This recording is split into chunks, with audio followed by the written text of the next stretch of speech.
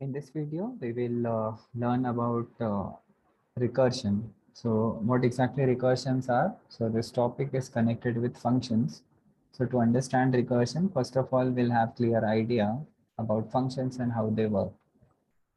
So why we create function is because if suppose this red circle represents a user, then this user wanted to access the application which we are writing. Okay, and user accesses this application via a program which we write, and the function with which user interact is our main function. So this red box, I'll just change the color. Okay, so let's suppose this red box is the function with which user is interacting. Let's name it as main function. Okay, so whenever user want to access anything, it will tell or whichever function wanted to contact with user, that this user will contact with the function. Okay. Again, this contact is also done via function. So this function is called scan function. So with the help of scanf function, user can interact with main function, and if main wanted to answer anything to the user, this main function will use print function. Okay, and it's not only this is not only with the main function. If is there any other function which exists, similar things will happen there also. Okay, like if I have some other function, let's say this is other function, this yellow box, and if user wanted to talk with this other function, there also same scanf and printer function will be applicable. Okay. Now, the problem or the change is if a function wanted to contact or talk with other function. Okay, if one function wanted to talk with other function, let's suppose in this case, this main function wanted to talk to a function. Let's suppose this function is called factorial function. Okay, I'll name it as fact function. Okay, how this function works is it requires an integer value in the input. Okay, so in the parameter, there is an input, and it also returns an input integer value. So this is the prototype of function. We are not worried what is written in it. If I want to use this function, I should only know about the prototype. Okay, so right now the program which we have written consists of these two functions, where there is a main function which we created for contacting and talking with user, collecting the values and giving the answers. And there is this fact function whose responsibility is to calculate the factorial. Okay. Now, once data arrive at the main function's end, okay, let's suppose this data reaches that user wanted to calculate factorial of 4. Okay, user wanted to calculate factorial of 4. It reached to the main function via user. Now, since factorial function is going to calculate factorial, it has to be passed to this function. Okay, and this is done with the help of function call. Okay, so this we achieve with the help of function call. So there is a function call happening with the help of which actually what is happening is, okay, I'm just representing it.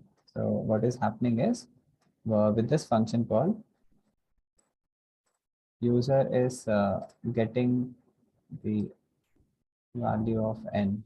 Okay, user is getting this value of n. All right.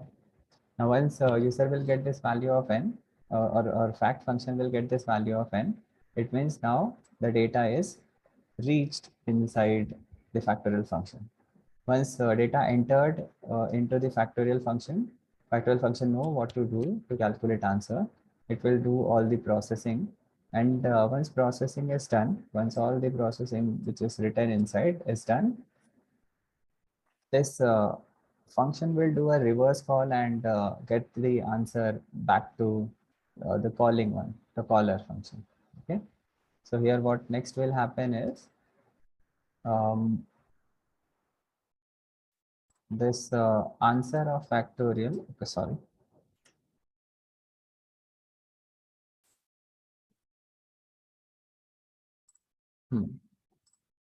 The answer of factorial is again sent back to the caller function. Okay? So here we are getting value of n from the user, and in return we are giving value of factorial to the main function. And once it reaches main, now main will give answer to the user that f is the final answer. You just check it out. Okay, so this is how things work. So at first, what is happening? So in the first step,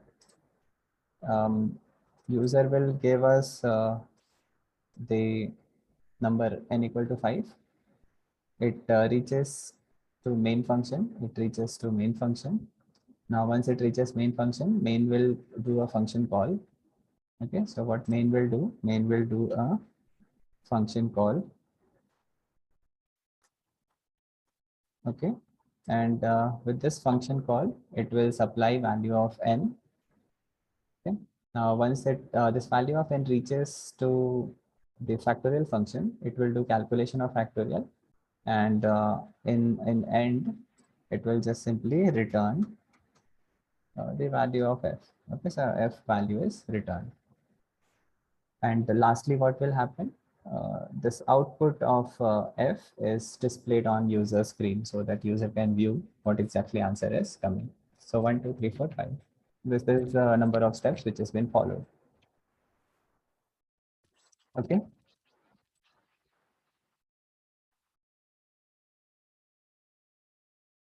So now what happens is, if suppose I'll just show with example, uh, share my screen. Okay. So what is happening is we are writing one program. So for calculating factorial. So I will write here, enter a number. Okay. So I will go to new line, and then in the new line, we'll take this value of n from user. So this is the user side communication. So we wanted an integer value. We wanted integer value input from user, and we'll store this result in a variable. We'll store this result in a variable. So let's suppose I wanted to store this variable in variable n. Okay, so since we are using, before using, we have to create it. So on top, I'm creating this space where I'm going to declare all my variable. So integer n, my first variable is here. Now, once this is done, we need to do a function call. In order to do a function call, I need to know prototype. So we have to tell our program that prototype of our function is, the return type is integer, name is fact, and or I can say facto, and then it will need an integer value from you, and that's it. So with this prototype, what main can do, it can do this function call, and in this function call, fact is called, or facto is called, and we have to supply value of n to it. Once this value n reaches, some calculation will take place, and answer is going to be returned back to main. So main should be ready to catch that value and store somewhere. So here also we need a variable. I'll say this variable as f. Okay, so since we are requiring one more variable, I'll just go and declare over here that we need another variable f over here, which will store the result. And then lastly, we'll display the answer. So to display answer, we'll write a print statement, printf statement, telling user that um, factorial of I'll say n, okay, is equal to f, correct? So factorial of n is equal to f. So n is the input, f is the output. So this is how we are going to write our main function. Main function is pretty easy. Two variables are required. Do a function called ask a value of n from user. Give this value to factor function. Factor will return an answer, store it somewhere, and then print this result to the user. Now what is left is we need to uh, write a function for calculating factorial. Yeah. So how to write this function? I will first write the header. That header is integer, name is factor. We know lot of things about this, and it also needs an integer value input. Okay, once this is done, we can do the definition of function.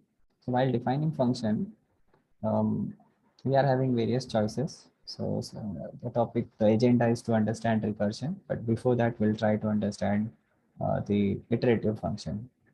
Okay. So how to write iterative program? So we need to do this computation. There is an iteration. So we need an variable I for performing iteration. Okay. Also, we want a variable f for storing final and intermediate result. Okay. And to display final answer back.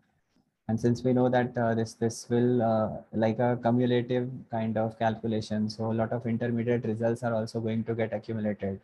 Okay, so step by step we are going to reach till the final answer, and this like intermediate results are acting as input in the other state. So whenever there is a situation like this where the intermediate results are supplied to the next step to compute the final answer, in a repetitive solution. So we need to give initial values to the variable. And since we know that there is multiplication operation, so we have this variable value 1, which can be multiplied with final answer, and we are not going to uh, get the changed answer.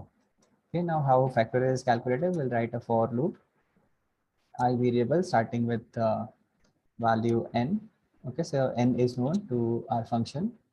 I will be repeating process once it reaches 1, so it should be greater than 0, and every time we have to decrease the counter. Okay, and what is happening inside for loop is, so for loop is pretty straightforward. It will do repetitive computation of multiplication of f and I. Okay, f and I. So this computation is done in the loop. I can write in a shortcut way also, that this is f multiplied equal to r. And lastly, once factorial is calculated, we're going to return the result to the caller function. So we'll return f value to the caller function. So this is about the discussion which we had earlier. And this is how things will be looking like. Now let's run and see, is this working fine? So it is telling me to enter a number. I'll say number 4 and then enter. This will give me factorial of 4.